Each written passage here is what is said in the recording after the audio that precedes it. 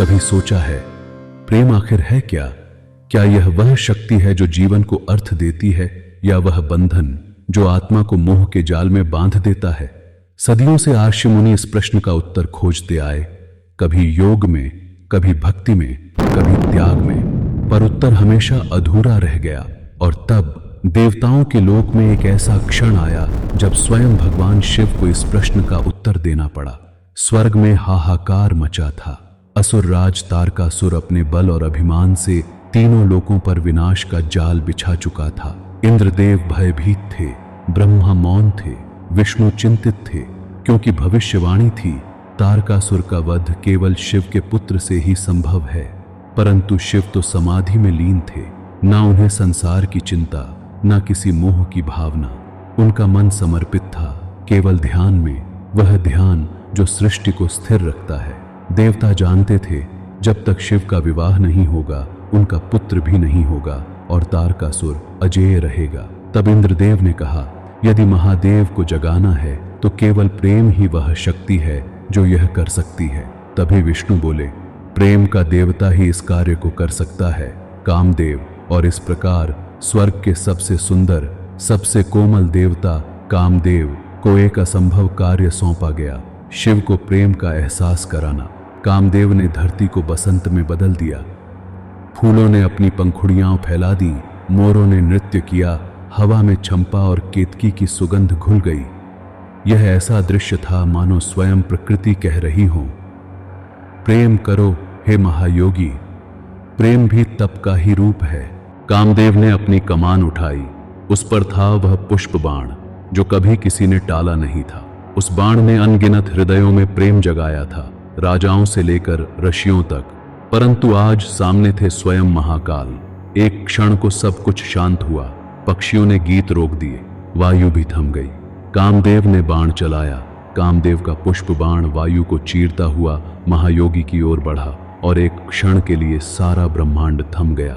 धरती पर मौन छा गया। देवता श्वास रोककर देखने लगे, क्या स्वयं भगवान शिव प्रेम में बंधेंगे?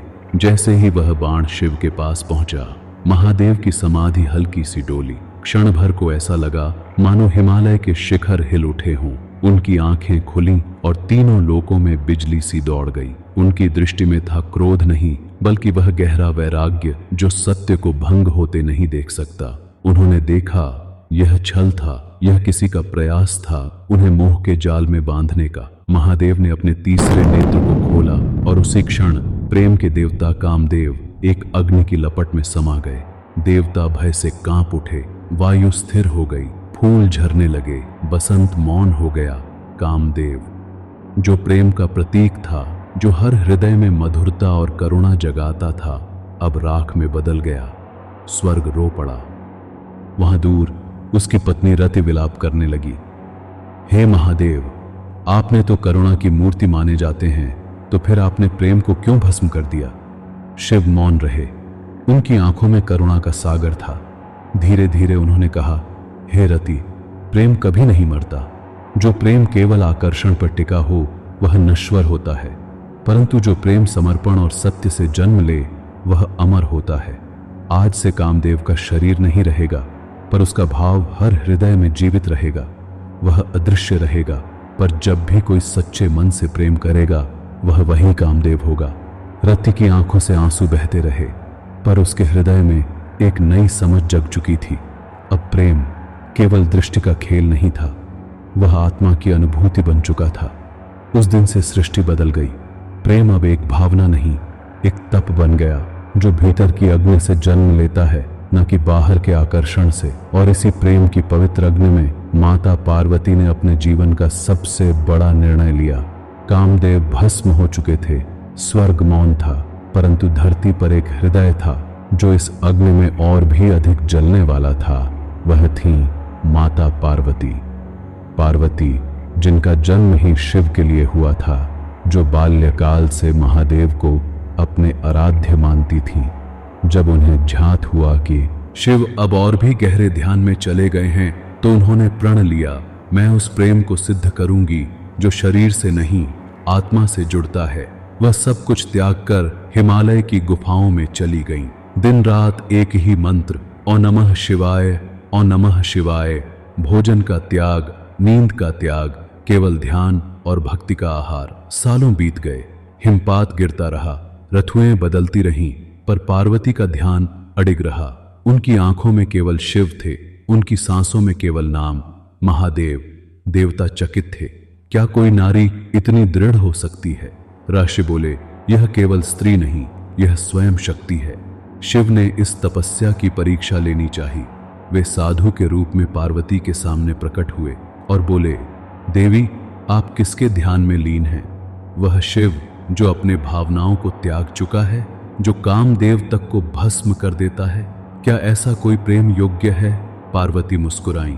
उनकी आवाज में अडिग विश्वास था। उन्होंने कहा, प्रेम वही नहीं जो प्राप्ति में सुख दे, सच्चा प्रेम वह है जो समर्पण में शांति दे।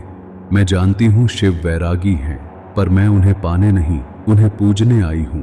मेरा प्रेम प्राप्ति नहीं, तपस्या है, और यह तपस्या ही मेरा वरदान है। शिव ने उनकी आंखों में झांका। वहां ना आकर्षण था, ना अपेक्षा, केवल शुद्ध भक्ति। महादेव मुस्कुराए और उसी क्षण उन्होंने समझा कि प्रेम भी योग का एक रूप है।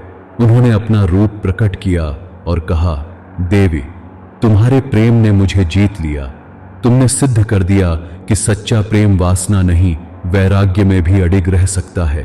अब से तुम केवल पार्वती नहीं, अर्धनारीश्वर का अभिन्न अंश बनोगी। और उसी क्षण पर्वतों में घंटा ध्वनि गूंज उठी। सभी देवताओं ने पुष्प वृष्टि की और सृष्टि ने देखा कैसे तप और प्रेम मिलकर एक दिव्य मिलन में बदल गए।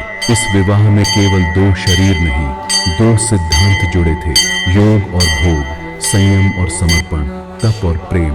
और इस प्रकार जब महादेव और पार्वती का मिलन हुआ तो यह केवल एक विवाह नहीं था, यह था योग और भोग का संगम, संयम और समर्पण का अद्भुत संतुलन।